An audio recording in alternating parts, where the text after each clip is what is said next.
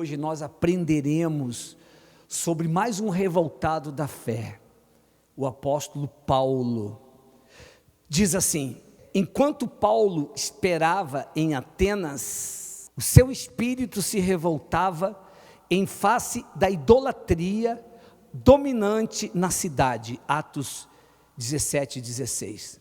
É inegável que Paulo tinha um espírito revoltado, mesmo antes de se converter. Assim como Moisés, que matou um capataz egípcio por abusar de um hebreu, Paulo também perseguiu os cristãos por achar neles uma ameaça ao judaísmo. Depois de se converter, Paulo manteve esta característica de revoltado, porém agora usava corretamente. Na ocasião acima, por exemplo, durante uma breve estadia em Atenas, para esperar alguns discípulos que vinham se encontrar com ele, o espírito de Paulo se revoltou diante da idolatria gritante que viu, quando percebeu a principal cidade da Grécia, centro do mais alto conhecimento na altura, mergulhada em uma ignorância espiritual sem tamanho, a ponto de existir um altar ao Deus desconhecido. Está lá em Atos 17:23. Paulo não se conteve, passou a pregar e expor com inteligência o Deus verdadeiro e vivo, conseguindo converter alguns ao Senhor Jesus. Queria que você prestasse bastante atenção. Aqui nós observamos Paulo, já convertido, cheio do Espírito Santo. Como é a pessoa de Deus? Como tem que ser uma pessoa de Deus, que é liberta, que é convertida a Jesus Cristo, que vive no altar, quer dizer, vive dentro da vontade de Deus, vive no altar, uma pessoa nascida de Deus e cheia do Espírito Santo. Paulo, em Atenas, por ver a idolatria da cidade, a cidade onde tinha um maior nível intelectual do mundo na época, mas também era uma cidade idólatra, pecadora.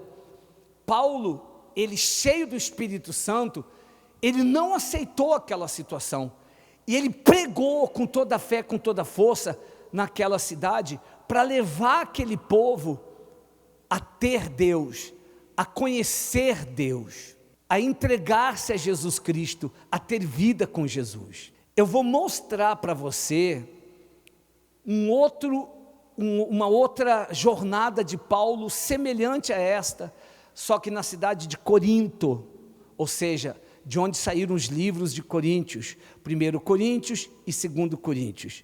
Atos 18, diz assim: e depois disto partiu Paulo de Atenas, quer dizer, ele saiu da cidade que ele estava, Atenas, e foi para outra cidade. Então, partiu Paulo de Atenas e chegou em Corinto, e achando ali um certo judeu, por nome de Áquila, natural de Ponto, que havia pouco tinha vindo da Itália, e Priscila sua mulher, pois Cláudio tinha mandado que os judeus saíssem de Roma, ajuntou-se com eles, e como era do mesmo ofício, ficou com eles, trabalhava, pois tinham por ofício fazer tendas. Todos os sábados disputava, olha o espírito revoltado de Paulo, ele disputava no sábado, todos os sábados disputava na sinagoga, e convencia os judeus e gregos. E quando Silas e Timóteo desceram da Macedônia,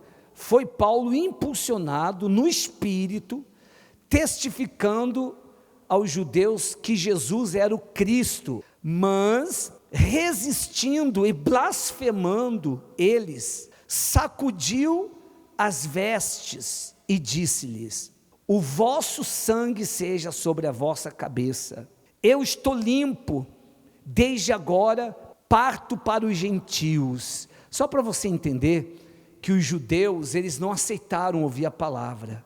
Então Paulo sacudiu o vestido e falou: olha, eu não sou mais responsável pela alma de vocês, eu abro mão, que o sangue de vocês caia sobre vocês. Eu vou para os gentios. Quer dizer, ele partiu para ganhar para Jesus as pessoas incrédulas. Quero só que você tenha consciência que a cidade de Corinto era uma cidade considerada na época uma das cidades mais promíscuas da antiguidade, onde acontecia todo tipo de promiscuidade, todo tipo de pecado, todo tipo de sujeira, todo tipo de imundícia. Então Paulo saiu de Atenas, uma cidade idólatra, e foi para Corinto, uma cidade pior do que Atenas, e na sinagoga ele foi rejeitado para pregar sobre Jesus Cristo. Então ele sacudiu o vestido, quer dizer, revoltado, não aceitou. Vocês não querem ouvir a palavra de Deus, vocês não querem ouvir a palavra de Cristo, eu vou pregar para quem quer. Sacudiu o vestido, falou: o sangue de vocês vai cair sobre vocês, porque eu não tenho culpa de vocês não terem aceito. E ele foi pregar para os gentios. Versículo 7, saindo dali, entrou em casa de um homem chamado Justo, que servia a Deus, e cujo casa estava junto da sinagoga. E Crispo, principal da sinagoga, creu no Senhor com toda a sua casa, e muitos dos coríntios, ouvindo-o, creram, foram batizados. E disse o Senhor em visão à noite, ou de noite, a Paulo: não temas, mas fala e não te cales, porque eu sou contigo, e ninguém lançará a mão de ti para te fazer mal, pois tenho muito povo nesta cidade. Ficou ali 1 ano e 6 meses ensinando entre eles a palavra de Deus. O que eu quero mostrar para você? Eu quero mostrar para você, primeiro, o exemplo de Paulo, que tem que ser o exemplo de cada um de nós. Você não precisa ser bispo ou estar como bispo, ser pastor, estar como pastor, ser obreira ou estar como obreira.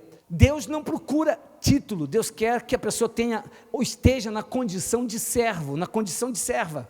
Paulo, ele não tinha um título, ele tinha o Espírito Santo, e o Espírito Santo fazia com que ele fosse revoltado, mas não contra as pessoas. Ele não era revoltado contra o governo, ele não era revoltado contra as pessoas, ele era revoltado com a situação de incredulidade, de idolatria, a situação de pecado. Paulo, ele morreu pregando a palavra de Deus, ele morreu pregando a palavra de Deus. Então, dentro de quem é de Deus, de quem tem fé, de quem crê, de quem acredita ter o Espírito Santo, tem que ter o espírito de servo, e não o espírito de posição, mas o espírito de servo. Porque abrir a boca e falar, todos podem. Abrir a boca e falar de Jesus, falar de salvação, uma vez que a pessoa é salva, uma vez que a pessoa tem o Espírito Santo, nós podemos fazer isso em todos os momentos. A palavra de Deus, embora tenha pandemia, quarentena, a palavra de Deus não pode ficar presa. E quem ouve a palavra tem que tomar decisões, porque não adianta ouvir, entrar no ouvido e sair no outro e não tomar decisões. A decisão, por exemplo, de largar o mundo, o pecado, a promiscuidade, a idolatria, largar tudo que é de errado. Uma vez que eu estou ouvindo a palavra, você está ouvindo, nós estamos ouvindo, você na sua casa está ouvindo, você tem que tomar a decisão. Porque se você ouve a palavra, mas não toma a decisão, você vai se tornando cada dia mais incrédulo, mais incrédulo, mais incrédulo, mais incrédulo, até a morte, até você colher o fogo eterno, que não era para o ser humano, é para o diabo e os seus demônios, mas a pessoa vai acabar colhendo o fogo eterno, que não era para ela, mas ela não usou a cabeça, não usou a inteligência, não usou o intelecto, não tomou decisões. Tem que tomar decisões. Você está participando desse santo culto hoje para tomar decisão.